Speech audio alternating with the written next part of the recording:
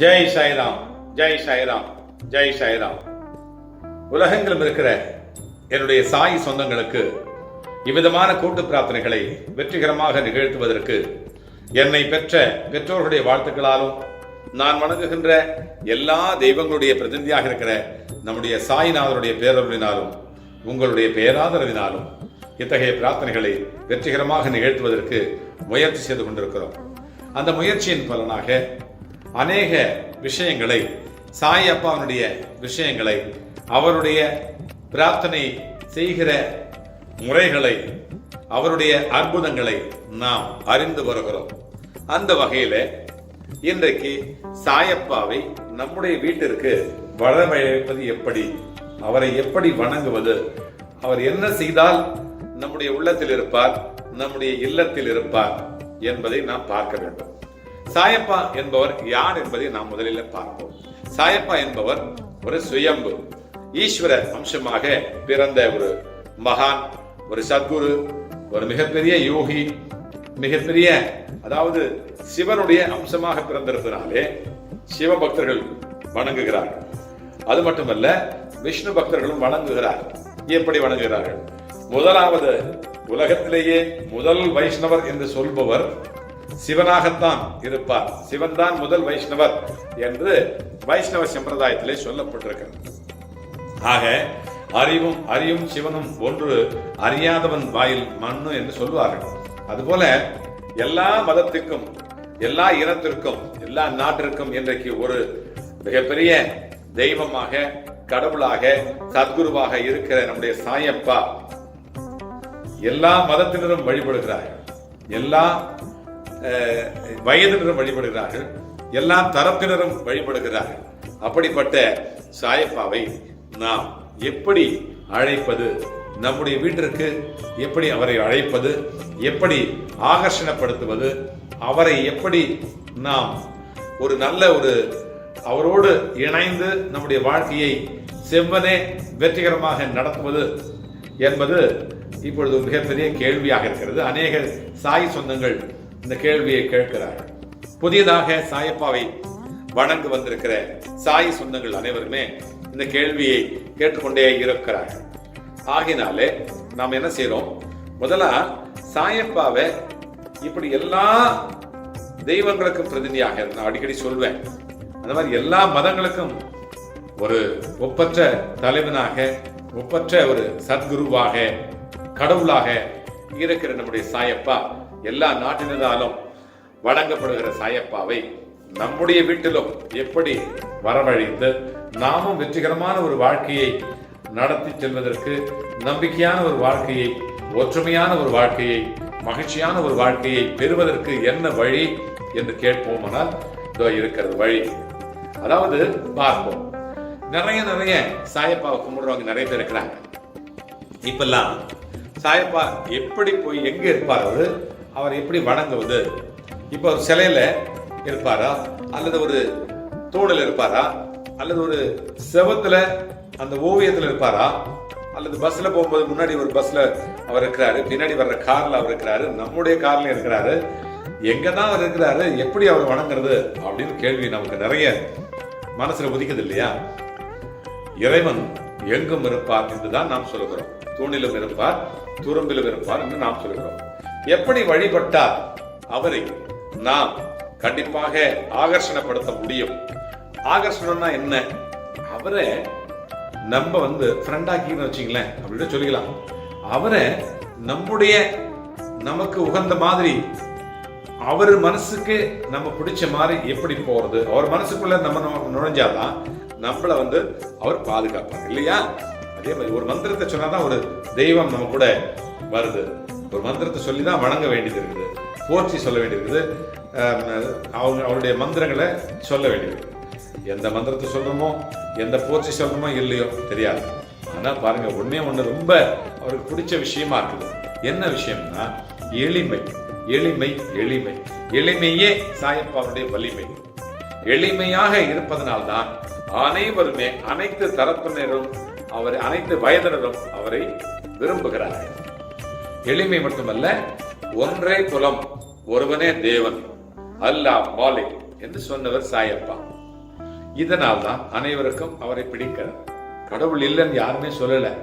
அதாவது நாத்திகர்கள் கூட தெரியாம போய் கும்பிடுறாங்க பாத்தீங்களா. அந்த மாதிரி இருக்கிற நாத்திகர்கள் கூட சாயப்பாவை கும்பிடுறாங்க. பாருங்க, நம்முடைய வீட்டிலே அவருடைய உயர்வான அந்த நல்ல சக்தி, ஒரு பாசிட்டிவ் எனர்ஜி என்று சொல்லக்கூடிய அந்த நேர்மறை எண்ணங்களை, நேர்மறை அந்த வைப்ரேஷனை எப்படி நம்ம ஏற்படுத்திக்கிறது அப்படின்னு பார்த்தோம்னா, எளிமை எளிமை எளிமை. பணம் செலவு பண்ண வேண்டாம், ரொம்ப விரதம் இருக்க வேண்டாம், ரொம்ப பட்டினி கிடந்து சாக வேண்டாம், ரொம்ப வருத்திக்க வேண்டாம், நெடுந்தூரம் பயணம் செல்ல வேண்டாம், நிறைய நேரத்தை எடுத்துக்க வேண்டாம். இதெல்லாம் தேவையில்லை. சாதாரணமா அகல் விளக்கு போதும்.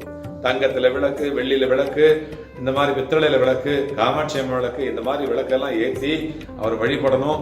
அப்பதான் அவர் நம்ம கிட்ட வருவாரு அப்படிலாம் கிடையாது.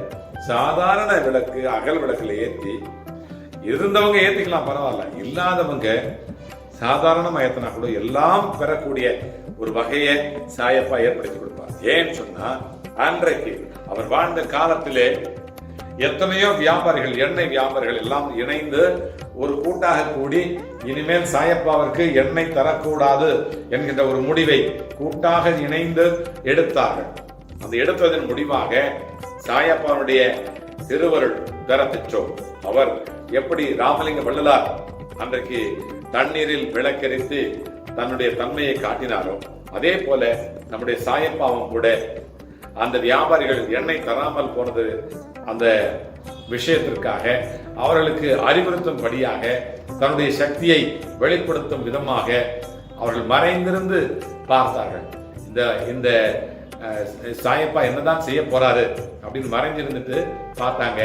எண்ணெய்க்கு பதிலாக தண்ணியை ஊற்றி விளக்கை எரிச்ச அந்த மகான் கண்டிப்பா எளிமையைத்தான் விரும்புறார். அதனால நம்ம என்ன செய்யணும்? அவர் வரவழைக்கணும்னா, ஏற்கனவே நம்ம மனசுல அவர் பூந்துட்டாரு. சிட்டுக்குருவியை காலில் கயிறு கட்டி இழுத்த மாதிரி நம்மளை இழுத்து வச்சிருக்கிறார் அவர். அதனால்தான் நம்ம பேசுறோம், அவர் நினைக்கிறோம், அவர் வழிபடும்.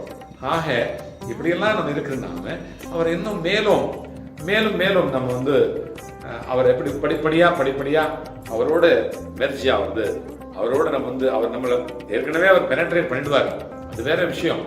பண்ணிட்டார்.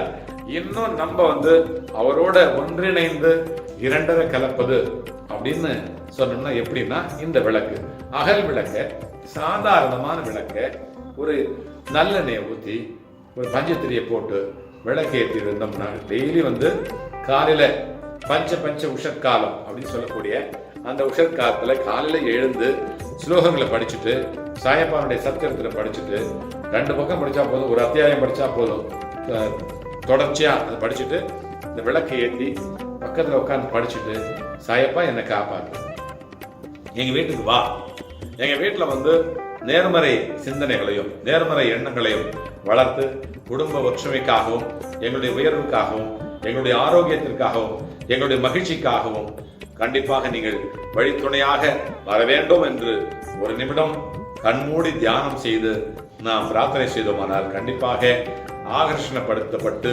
சாயப்பா நம்மோடு என்றென்றைக்கும் இணைந்து நம்முடைய வாழ்விலும் வழியிலும் அவரே வருவார். ஆகினாலே நம்ம என்ன செய்யணும்? சாதாரணமான ஒரு விளக்கு, அகல் விளக்கு ஏற்றி அவரை வழிபட்டா போதும்.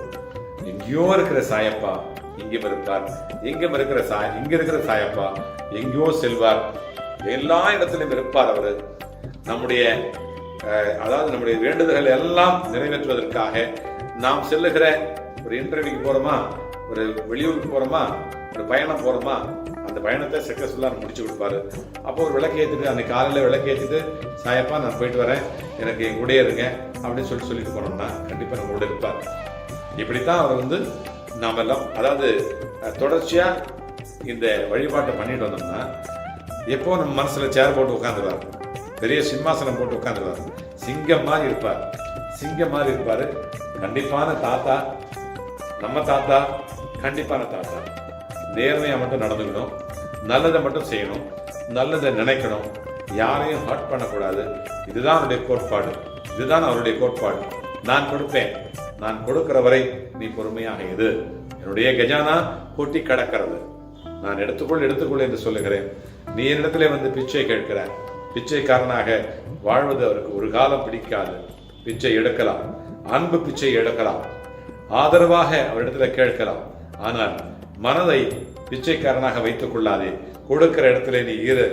நீ வந்து என்று நான் ஒருவரிடம் சென்று கேளாத இயல்பும் என்னிடம் இது இவருக்கு இடுவென்ற போது அவருக்கு இல்லை என்று சொல்லாமல் இடுகின்ற திறமும் இறையாம் நீ என்றும் நான் என்றும் முன் நினைவிடா நிலையும் நீ என்றும் என் இணைவிடா நிலையும் அயலோர் நிதி என்றும் நயவாத மனமும் உலகில் சி என்று பெய் என்று விரதமை தீங்கு சொல்லாத தெளிவும் திறவன்று வாய்மையும் தூய்மையும் தந்து நின் திருவடிக்கு ஆளாக்குவாய் தாய் என்று சென்னையில் கந்தகோட்டத்துள் வளர் தலமோங்கு கந்தவேளே சண்முக துய்யமணி உண்முக சைவமணி சண்முக தெய்வமணியே என்று சாயப்பா போல வாழ்ந்த ஒரு சத்குரு அவரும் வள்ளலார் தான்.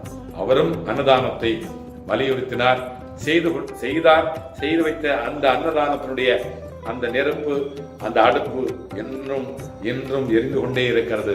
நம்முடைய சாயப்பா அன்னதானம் உலகெங்கிலும் பரவி இருக்கிறது. உலகத்தில் இருக்கிற எல்லா கூட்டு பிரார்த்தனை கோபுரத்திலும் கூட தொடர்ச்சியாக எரிந்து கொண்டே அன்னதானம் சென்று கொண்டே இருக்கிறது, கொடுத்து கொண்டே இருக்கிறார்கள். இதுவும் அவருக்கு பிடித்த ஒன்றுதான். படிப்படியாக அதையெல்லாம் செய்யலாம். நாம் மகா அன்னதானம் தொடர்ச்சியாக செய்து கொண்டிருக்கிறோம். தொடர்ச்சியாக நம்முடைய ஆலயத்திலே மகா அன்னதானம் என்ன நிறைய பதார்த்தங்களை பண்றது, நிறைய சமையலை பண்ணி நிறைய வர்றவங்களுக்கெல்லாம் சாப்பாடு கொடுத்துக்கிட்டே இருக்கிறோம். அந்த மாதிரி செய்வதற்கு ஒரு வாய்ப்பு இருந்தால் நம்ம செய்யலாம். வாய்ப்பு இல்லாதவர்கள் என்ன செய்வது? சாதாரணமான ஒரு விளக்கை ஏற்றி எல்லா வாய்ப்பையும் எல்லா சக்தியையும் எனக்கு கொடுங்களப்பா அப்படின்னு அவர்கிட்ட வழிபட்டா அவர் ஆகர்ஷணமாவாரு. அவர் நமக்கு எல்லா சக்தியும் கொடுப்பாரு, எல்லா மகிழ்ச்சியும் கொடுப்பாரு, எல்லா வெற்றியும் கொடுப்பார். வெற்றியோடு வாழ்வோம். பாபா தரிசனம், பாப விமோசனம், வியாழன் தரிசனம், விடியல் நிதர்சனம். வண்டலூர் வருபவர்கள் வலியெல்லாம் மறப்பார்கள். ஜெய் சாய்ராம்.